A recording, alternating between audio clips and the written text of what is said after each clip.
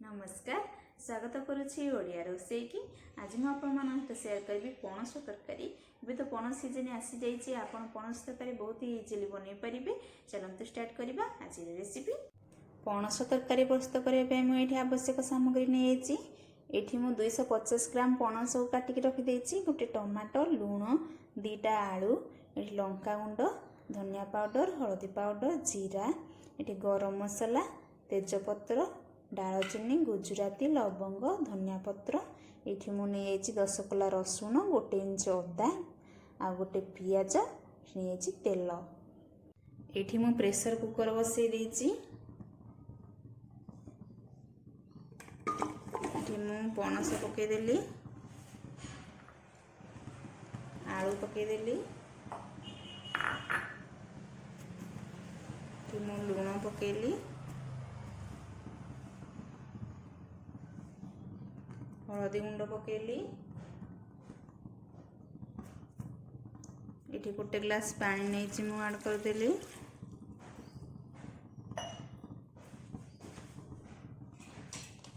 एबे हमें कवर दे दबा मीडियम फ्लेम रे 4 ରୁ 5टा हुइसिल आसीबो।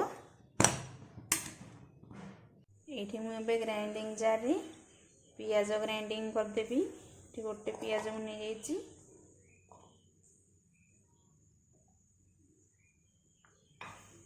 देखंतु एठी मु पियाज ग्राइंडिंग कर देची। एबे हमें टमाटो ग्राइंडिंग कर दबा। टमाटो, एठी अदा, रसुण आ धनिया पत्र सब मिक्स करी ग्राइंडिंग कर दबा। देखंतु एठी मु ग्राइंडिंग कर देची टमाटो, अदा, रसुण आ धनिया पत्र। एबे मु 2 चम्मच तेल पके दोची। तेल को आम गरम होगा दबा।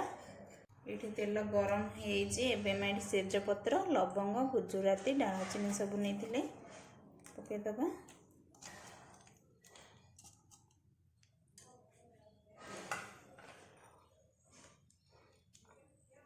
ये मु जीरा पकईदेली।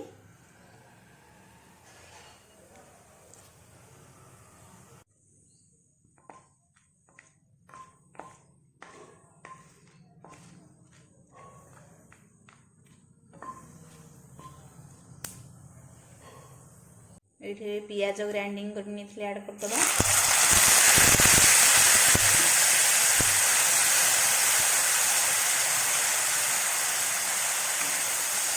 यही परी पियाज को आम चलेगा 2-3 मिनट जाए 50 मिनट लगे।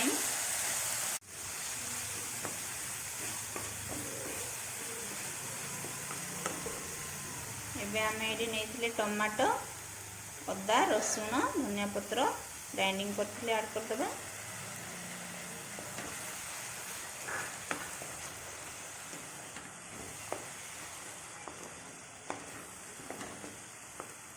एबे मोठी हलदी गुंड पकेली, लुण पकेली, लंका गुंड पकेली,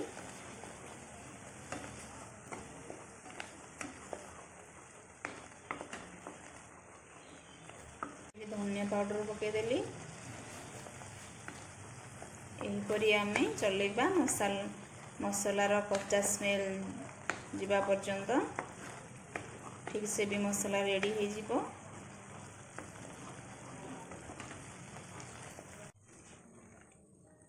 एठी हमर ठीक से मसला रेडी हो जाइछि। आम जो पणस आलू मिसेकी प्रेसर रे सिझे थिले एठू मो अल्प किछि आलू बाहर कर देछि। एपरी हाथ रे मास करके पकईदेली। यहीपरी आलूटा पकेवा द्वारा ग्रेवीटा टिके भल आसी थाए।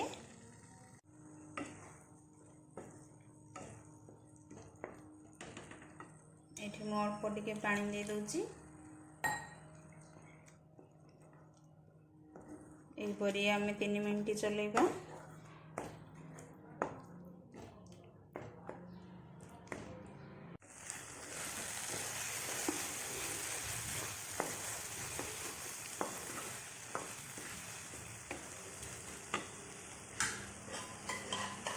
एबे आम सिझे पणस आलू ऐड कर दबा।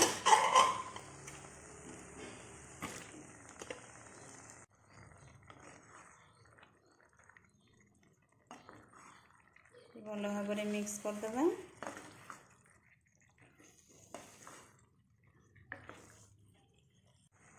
ये मु पानी अल्प ऐड कर दूची।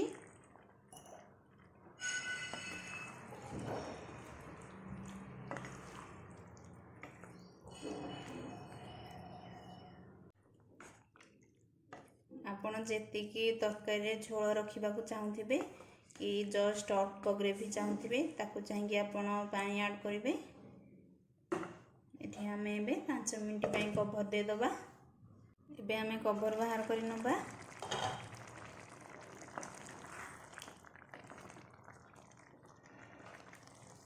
आम ये गरम मसला नहीं ऐड करदबा।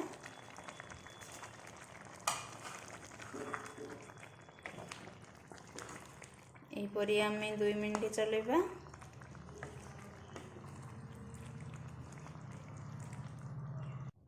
ये आमर भी रेडी हो जाइए पणस तरकारी। आम एक प्लेट को बाहर कर नबा। एबे पणस सीजन तो पड़े आसी। ये गरम गरम रेडी हो जाइए पणस तरकारी। आपण भी निश्चय घरे ट्राए करंतु। पणस तरकारी रेसिपी केमिति लागिला कमेंट सेक्शन में कमेंट कर निश्चय जणांतु। रहुची। Thank you.